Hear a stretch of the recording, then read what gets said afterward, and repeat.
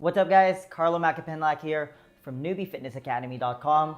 I help busy professionals look good shirtless so they can feel more confident and get the most out of their lives. Now, this might be considered a controversial video for some people because I'm going to tell you the truth about the calories in versus calories out model of weight loss. I'm going to tell you 2 compelling reasons why it doesn't work and what you need to do instead. So make sure you stick around until the end of the video.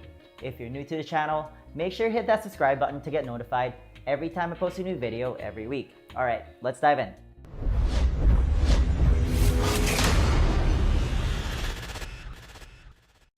Okay, let's start with some real numbers here. According to data from the National Health and Nutrition Examination Survey back in 2014, more than 2 in 3 adults were considered to be overweight or have obesity in the US. The Organization for Economic Cooperation and Development estimates that 3/4 of the American population will likely be overweight or obese by 2020.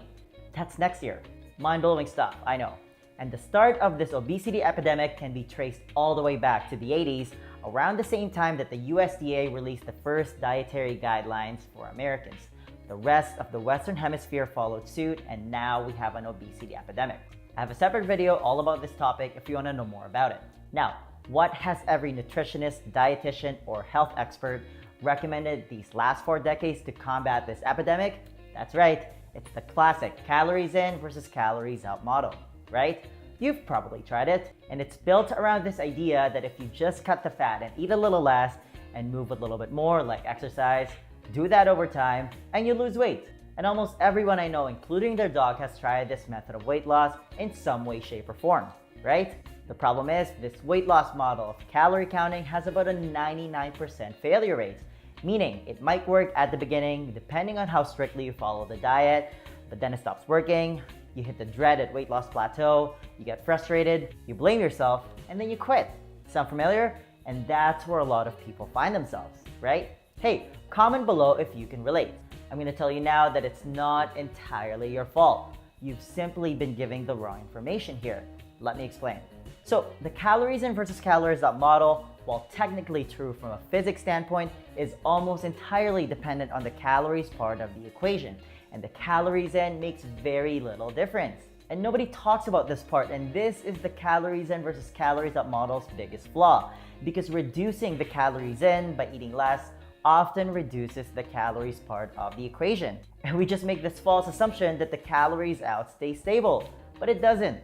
Your calories out, also known as your basal metabolic rate or BMR, can actually go up or down by as much as 40%. And nothing illustrates this more than studies done on the Biggest Loser contestants. You know, if you've ever seen the show, they just get put on these massive calorie deficits. They're barely eating anything, and they do these crazy exercise programs, and it works at the beginning. They lose a ton of weight and everyone's happy, right? The problem is, it's simply not sustainable. Over time, after they're done the show, they're still on this massive calorie deficit, and their metabolic rate just goes to shit, and they stop losing weight even though they're eating less than they ever did before. Sound familiar? Why do you think there's never any Biggest Loser reunion? Because most of them have gained back the weight they've lost while they were on the show. And the reason for that is there's really only 2 places that you can get energy from. And this is the thing that a lot of experts out there don't talk about, is that your body actually functions as a 2-compartment system. The calories in versus calories out weight loss model needs your body to function as a single compartment system for it to actually be true. But again, it doesn't work like that. Let me explain. If you look at the energy that your body wants to expend just to keep you alive, keep your brain active, keep your heart pumping, keep your organs functioning, which again is your basal metabolic rate. Let's call it BMR for short. Let's say your BMR is 2,000 calories. Well, there's 2 different places where you can get those 2,000 calories, right? You can get it from the foods that you eat, or you can get it from your fat stores. So it's an either or scenario. So the assumption is that if you go on a calorie deficit by eating less, by cutting fats from your diet because it's calorie dense, let's say 1,500 calories. You eat 1,500 calories worth of food, you'll make up the 500 calorie difference from your fat stores, and your 2,000 calorie BMR will stay stable. Now, 1 pound of fat is about 3,500 calories. And if you do some simple math with a daily 500 calorie deficit, that equates to 3,500 calories. And therefore, you're going to lose a pound a week, and you're going to lose 52 pounds in 1 year, and you're going to weigh 0 pounds in a few years. Of course, if that was true, we'd all be walking around with a six-pack. And this is the weight loss model, the calories in versus calories out model that we've been led to believe for decades. And almost everybody I know has done a calorie deficit diet, and it's almost never worked for anybody for a sustainable amount of time. The other major flaw of the calories in versus calories out model is that it assumes that your body treats all calories equal. But in order for that to be true, 300 calories of eggs would have the same fattening effects as a 300 calorie donut. But they're not the same, not even close. And anybody with common sense would know that, because the minute you put those foods in your mouth, the body's physiologic response is completely different between the two. With the donut, because it's made out of refined carbs and sugar, your insulin goes up. All you have to remember is that if your insulin goes up, you turn off fat burning. You're in fat storage mode. With the eggs, because it's mostly fat and protein, your insulin levels stay relatively stable. So what that means is that if you take equal calorie portions of foods, certain foods are more fattening than others. That is, donuts are more fattening than eggs. And that's just common sense, right? And this always drives me up the wall when we get to a concept like calories. We abandon all common sense and we make up ridiculous rules to justify it. Drinking Diet Coke instead of regular Coke is a great example for this. We think that because it has 0 calories that it must be better for you. And the answer is no. Your body still has a physiologic response to the artificial sweetener in that can of Diet Coke. Now this might blow your mind, but your body actually doesn't count calories.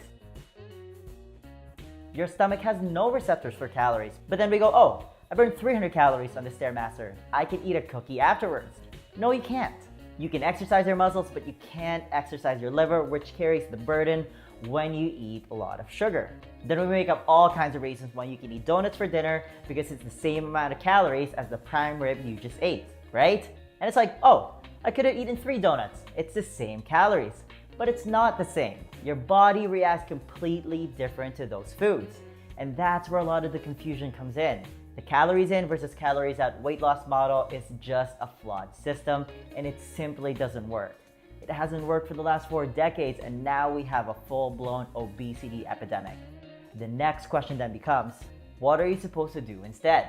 Well, if you're someone who's been struggling with losing weight for years, you've tried every diet under the sun, you've cut the fat, you've gone on a calorie deficit diet, you work out every day, but you just can't seem to lose weight, or maybe you're feeling stuck because you've hit a weight loss plateau and you can't seem to get out of it, you feel like life is just passing you by, you're missing out on opportunities, and you realize that it's time to get one-on-one professional help, then feel free to reach out to me. Head on over to my website, newbiefitnessacademy.com/coaching, read through the page and the success stories, and fill out the application form for a free consultation. If I think that we're a good fit, then I'll personally reach out to you directly. Now, if you enjoyed this video, then please give it a thumbs up and share it with your friends. Please subscribe to my channel if you haven't already. I post a new video every Friday. And hey, leave me a comment below if you found this video helpful or if you have any questions about this topic. Thanks so much for watching, and I'll see you in the comment section. Virtual high five. The Organization for Economic Cooperation and Development estimates that.